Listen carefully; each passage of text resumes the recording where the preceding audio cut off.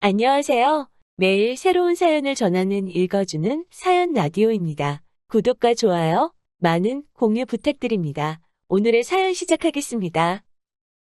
안녕하세요. 딸아이를 키우고 있는 워킹맘입니다. 어디다 하소연할 곳도 마땅치 않고 그래서 여기에 오게 되었어요. 남편과는 서울에서 버스로 10분만 벗어나면 바로 나오는 경기권에서 거주하고 있어요. 할 수만 있다면야 저희도 서울에서 시작하고 싶었지만 당시 저희가 가진 돈이 많지가 않았거든요. 그래서 친정부모님의 도움을 받아 그나마 지금 사는 아파트에 들어올 수 있었습니다. 그리고 동네 자체는 마음에 쏙 들어요.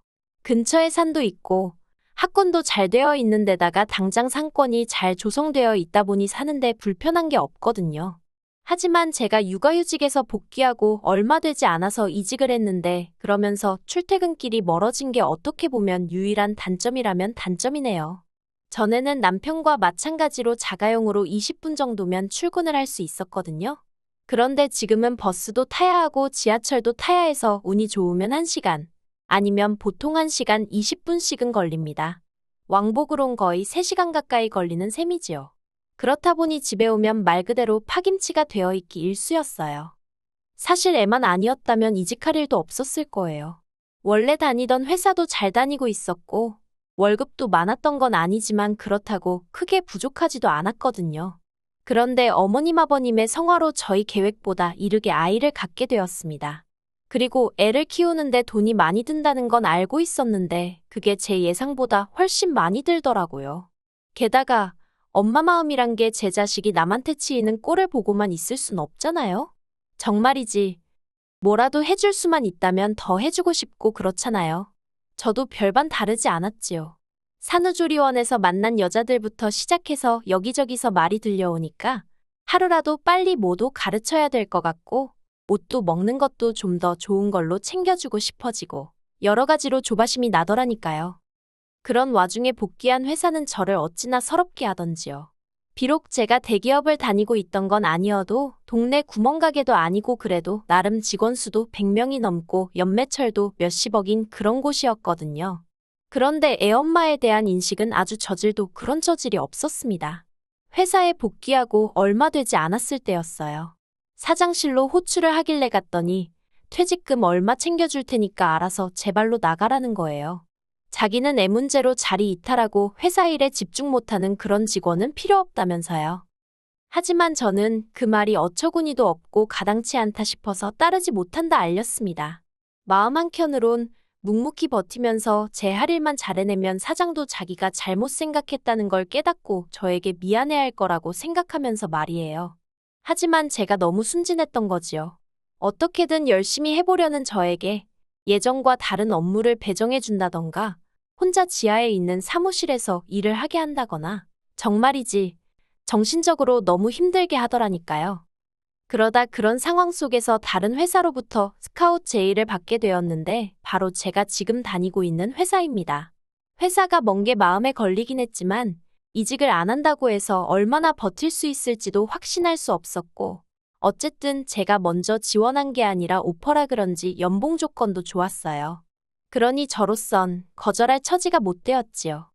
하지만 이 소식을 들은 어머님께서 애엄마가 돼가지고 밖으로 도내만의 말씀이 많으시대요. 제 딴에는 열심히 살려고 그러는 건데 어머님이 그런 식으로 말씀하시니 속이 어찌나 상하던지요.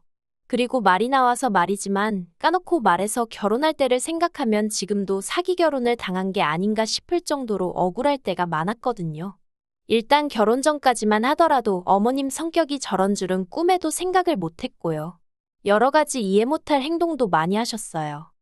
처음 제가 시댁에 인사를 드리러 갔을 때 전 어머님의 얼굴을 보고 깜짝 놀랐습니다. 사람이 어떻게 살아왔는지 얼굴을 보면 다 드러난다고 하잖아요. 저희 어머님은 뭐라고 해야 할지 미운 주름이 많으셨어요. 인상 쓸 때 생기는 미간주름이라던가 처진입꼬리 주름이라던가 그런 거요. 게다가 말씀도 어찌나 괄괄하게 하시는지 보통은 아니겠구나 싶었지요. 하지만 어쩐 일인지 어머님은 결혼식도 혼수도 전부 다 저희들더러 알아서 하라시며 전혀 간섭도 안 하셨고 연락을 자주 해라 마라 그런 것도 없으시대요. 그래서 전 속으로 사람이 생긴 것만 보고는 모른다더니 정말 그렇구나 하고 생각했답니다. 그런데 문제는 결혼식이 임박할 때까지도 처음에 저희 결혼에 보태주시기로 한 5천만 원에 대해서 이렇다 저렇다 말씀이 없으신 거예요. 저는 저대로 돈 이야기다 보니 껄끄러워서 눈치만 살피고 있었고요. 그러다 답답한 마음에 여쭸더니 덜컥 제 손을 잡으시곤 당신 사정을 길게도 늘어놓으시대요. 그리고 그때는 식은 코앞이지. 어머님하고는 그럭저럭 정도 들었지. 그래서 제가 냉정하게 상황 파악을 못하고 남편이랑 상의 끝에 어머님이 해주신다던 돈은 대출을 받아서 해결했답니다. 그렇다 보니 결혼식을 올리고 나서도 한동안 애가 질 생각은 꿈도 못 꿨지요. 그런데 결혼한 지 1년도 안 돼서 아버님이 쓰러지시고 이래저래 집안에 일이 좀 있었어요. 그러니까 어머님이 하루빨리 손자라도 아버님한테 안겨드려야 하지 않겠냐며 그렇게 밤이고 낮이고 저를 닥달을 하시는 거예요. 남편도 남편대로 마음이 급한 눈치였고요. 그리고 그때 남편이 분명히 했던 말이 아이만 낳으면 어머님이 애도 봐주시고 여러모로 도움을 많이 주실 거라 했습니다. 솔직히 친정에 맡기기도 여의치 않았던 상황이라 그래 여러 가지로 좋은 일 한다 생각하자 마음을 먹었어요. 그렇게 지금 딸애를 갖게 되었고요. 하지만 이게 웬걸요. 막상 애를 갖고 나니까 어머님이 도와주시긴 뭘 도와주시나요? 입덧이라도 하면 그걸 가지고 애 가졌다가 유세하냐? 생색내지 말라 별소리를 다 하시대요. 그뿐만이 아니었습니다. 애도 예뻐해주질 않으시니 그게 그렇게 서운하더라니까요. 저희 애 첫돌 때요. 금반지까지는 기대도 안 했습니다만 어쩜 양말 한 짝도 안 사주실 수가 있어요? 그러니 저라고 시댁에 돈을 쓰고 싶지가 않더라고요. 그런데 올해 초였습니다. 어머님이 집에서 밥이나 같이 먹게 오라고 해서 갔거든요. 그런데 신혼에도 와 있더라고요. 신우는 남편보다 2살 어리고 저희 결혼한 다음 해에 결혼을 했어요. 애는 아직 없고요. 아무튼 그런 상황에서 어머님이 뜻밖의 이야기를 꺼내셨습니다. 어머님 아버님이랑 신혼애랑 합가를 하기로 했다는 거예요. 그래서 집을 리모델링을 해야 한다는데 그 돈을 저희더러 좀 보태라고 하시는 게 아니겠어요? 황당했지요. 보아하니 신혼애가 들어와서 산다고 하니까 리모델링 이야기가 나온 것 같은데 그걸 그러면 신혼애외가 보태야지 왜 저희가 보태나 싶어서요. 그리고 막말로 돈이 있어야 그것도 뭐 보태드리던지 하지 저희도 여유가 없이 빠듯했거든요. 그래서 어머님께 죄송하다 그럴 만한 돈이 없다고 일단은 그렇게 말씀을 드렸습니다. 그러자 어머님이 니들 얼마 전에 자동차 계약했다 하지 않았냐면서 그 이야기를 꺼내시는 거예요. 사실 남편이 타던 차는 남편이 직장에 들어가자마자 샀던 차라 10년도 더 된 차였고 제가 타던 차도 7년이 넘은 차였습니다. 그런데 이제 애를 데리고 어디라도 가려니까 이 차고 저 차고 불안해서 태울 수가 있어야 말이지요. 그래서 조금 무리한다 싶기는 했지만 가족용 SUV를 한 대 계약을 하긴 했었어요. 그런데 어머님이 저희더러 지들 차 살 돈은 있고 당신 리모델링비는 못 내주냐면서 얼마나 짜증을 내시던지. 신우남편도 있는 자리라서 제가 더 세게 나가지는 못했지만 저렇게 막무가내일 수가 있나 싶더라니까요. 그래도 결국은 어쨌든 돈이 없으니 리모델링비는 못 해드렸어요. 듣자 하니 신혼의 집 팔고 빚 갚고 얼마 남았던 모양이라 그 돈으로 하기로 했다더군요. 이건 여담이지만 신혼애가 어머님네 들어가서 살게 된 게 신우가 신우남편 몰래 동네 여자들한테 거짓말을 치고 돈을 빌려다 쓴 모양이 돼요. 남이 돈으로 주식도 하고 여행도 다니고 솔직히 신우남편이 정말 몰랐을까 싶기도 한데 아무튼 꼬리가 길면 밟힌다고 그러고 다니는 걸 신우한테 돈을 빌려준 몇몇 여자들이 수상쩍게 생각하곤 경찰에 신고를 했나 봅니다. 그래서 합의를 해야 하네 어쩌네 그러면서 일이 커져가지고 집까지 팔게 된 거지요. 그나마 집이라도 한 채 있었으니 망정이지. 그리고 저희 어머님도 대단하다 싶은 게 그런 와중에도 남는 돈으로 리모델링을 강행하시더라니까요. 그런데 리모델링을 시작할 무렵 어머님이 저희랑 상의도 없이 저희 집에 아버님이랑 오셨더라고요. 그리고는 공사기간 동안 가 있을 곳이 없으니 당연한 거 아니냐면서 저희 집에 한 달 정도 계시겠다는 게 아니겠어요? 어이가 없었지요. 어머님 댁에서 5분 남짓한 거리에 이모님 혼자 살고 계시거든요. 뭐 아버님 입장에서야 처제인 이모님보다는 아들 집이 편하셔서 그러실 수도 있지만 아무튼 여러 가지로 저도 날이 서더라고요. 그런데 이미 짐까지 싸들고 오신 분들한테 안 된다고 할 수도 없고 남편도 자기도 몰랐다면서 미안하다고 하대요. 그래서 유야무야 같이 지내게 되었습니다. 그리고 말해 뭐 하겠어요. 한 달이 1년처럼 길고 고역이었습니다. 어머님이 계신다고 저나 남편의 일상이 조금 편해지고 그런 게 전혀 없었어요. 저는 집에서 7시에는 나가야 제 시간에 출근을 할 수 있었는데 어머님이 아침을 차려달라고 하질 않으시나 화장실도 하나뿐인데 그걸 차지하고 안 나오시고 정말 일부러 저러시나 싶을 정도로 아침부터 사사건건 사람 환장하게 하시더라고요. 게다가 아이도 전혀 봐주시려 하지 않으셔서 남편이 등하원을 시키는 건 여전했습니다. 그래도 남편은 자기 부모님이라 그런지 어떻게든 이해하려 하는 눈치였지만 막말로 저는 피 한 방울 안 섞인 남이었으니 불편할수록 싫은 마음이 극에 달하더라니까요.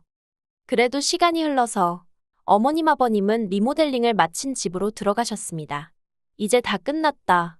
숨 좀 쉬겠구나. 그게 제 머릿속에 처음 든 생각이었어요. 그런데 끝이 아니더라고요. 지난주 초였어요. 어머님 아버님이 연락도 없이 저희 집에 또 오셨더라고요.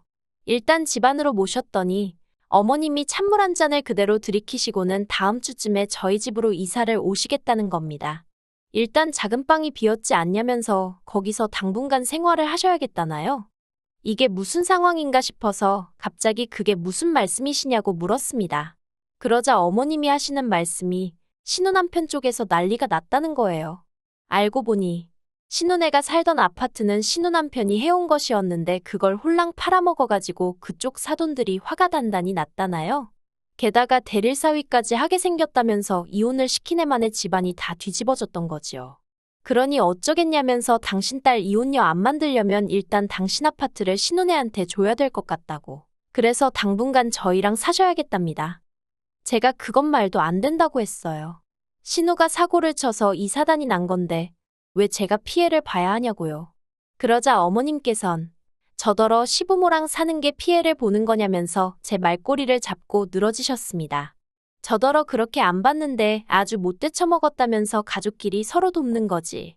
너는 그런 것도 안 배웠냐고요. 저라고 할 말이 없었겠어요? 어머님은 저희 뭐 도와주셨냐고 물었습니다. 하다못해 저희 집에 계시는 동안 저희의 등하원 한 번 안 해주시고 애 옷 한 번 갈아입혀 주신 적 없지 않냐고요. 그렇다고 뭐 살림을 도와주셨어요. 반찬 하나를 해주셨어요. 계시는 동안 상전 노릇만 제대로 하고 가셨잖아요. 그런데 어떤 며느리가 좋다고 합가를 한다 들겠냐고 아주 생각나는 대로 막 따지고 들었네요. 그러자 옆에 있던 남편이 말이 너무 심한 거 아니냐며 저를 막더라고요. 솔직히 남편이라도 확실히 제 편을 들어줬다면 제가 그래도 화가 그렇게까지 나진 않았을 것 같아요. 그런데 남편이 저를 가로막는 순간 왜 시쳇말로 눈 돌아간다고 하잖아요. 제가 딱 그랬습니다. 남편더러 그러면 당신 혼자서 모시고 살든 말든 알아서 하라고요. 사위나 그쪽 사돈은 무섭고 나는 뭐 밟으면 찍소리도 못하고 납작 엎드릴 줄 알았냐고 내가 호구냐고 소리를 질렀지요. 그리고는 남편더러 당장 이 집 부동산에 내놓을 거라 했습니다. 아파트 계약 당시 대출을 제 이름으로 받으면서 명의도 제 이름으로 했는데 어휴 지금도 그때를 생각하면 천만 다행이다 싶어요. 아무튼 이후로도 남편은 계속해서 저더러 말을 가려서 하라면서 어쩌고저쩌고 아주 난리도 아니대요. 결국 듣다 못한 제가 먼저 이혼하자는 초강수를 뒀습니다. 그러자 남편이 콧방귀를 뀌더라고요. 그리고는 한다는 소리가 그럼 저더러 애는 못 보고 살 줄 알라는 거예요. 시부모 모시기 싫어서 이혼하겠다 나서는 주제에 설마 애 욕심을 낼 건 아니지 그러면서 저더러 며느리로서 자격도 없고 엄마로서도 자격도 없다나요? 그래서 그러라 했습니다. 솔직히 정말로 애를 안 보고 살 자신은 없었지만 평소에 제가 딸이라면 사족을 못 쓰는 걸 아는 남편이었으니 딸을 빌미로 저를 겁주려는 거였거든요. 그리고 제가 보인 뜻밖의 반응에 아니나 다를까 남편이 꽤나 당황한 눈치였습니다. 저는 남편에게 양육권이고 친권이고 당신이 다 가지고 어머님 아버님 잘 모시고 자식 노릇하며 살라 했어요. 나는 대신 이 집만 있으면 된다고요. 그러자 어머님도 이게 아닌데 싶으셨는지 한 발 물러나시면서 딸이고 아들이고 다 이혼하게 생겼다며 나오지도 않는 눈물을 쥐어짜시더라니까요. 저는 남편에게 어머님과 나 둘 중 하나를 선택해라 그런 소리는 안 하겠다 했습니다. 대신 어머님을 바라보고는 어머님께 신혼애한테 생긴 문제는 그쪽에서 알아서 해결하게 하시고 어머님은 어머님 집이나 잘 지키시라 했어요. 그렇게 하셔야 어머님 아들도 잘 살 수 있는 거라면서 아들 며느리가 호구가 아니라는 것 좀 알아달라 했지요. 그러자 남편도 제 말에 수긍을 하며 어머님께 별 수 없지 않느냐고 걔들 문제는 걔들더러 알아서 하라고 해. 그러대요. 그렇게 일단은 저희 집에 평화가 찾아오긴 했어요. 솔직히 얼마나 갈지는 두고 봐야 알겠지만요. 남편도 자기가 장남이다 보니 어머님 아버님을 챙겨야겠다는 생각이 들어서 순간 자기가 저에게 말을 심하게 했다며 미안하다 사과해왔습니다. 하지만 말이라는 게 한번 엎어지면 주워 담을 수 없다고 제가 받은 충격과 상처가 한 번에 괜찮아지진 않더라고요. 그래서 지금 남편이 무척 꼴보기 싫은 상황이긴 하네요. 그래도 뭐, 애 아빠고 그동안 저에게 잘해왔으니 한 번 더 기회를 줄 생각입니다. 어머님은 이후로 저에게 연락은 따로 안 해오고 계세요. 그리고 신혼에는 별거를 시작했다대요. 신우 남편은 자기 본가로 갔고 신우는 신우대로 어머님 아버님하고 지내고 있어요. 그래서 신우가 저나 저희 남편을 원망하는 눈치긴 한데 그거야 뭐 솔직히 그러던지 말던지 관심은 없습니다. 저는 제 가정이 소중하지 신우 가정까지 챙겨줄 여력도 없고 능력도 안 되거든요. 어떻게 끝내야 할지 모르겠습니다만 제가 하고 싶은 말은 가끔은 생각보다 더 세게 나가야 원하는 바를 얻을 수 있는 것 같다는 거예요. 앞으로도 어머님의 억지에 휘둘리지 않고 제 가정을 지키며 살아가 보겠습니다. 긴 이야기 들어주셔서 감사합니다. 오늘의 사연은 여기까지입니다. 구독과 좋아요, 알람 설정해주시면 앞으로 더 좋은 사연으로 찾아오겠습니다. 감사합니다.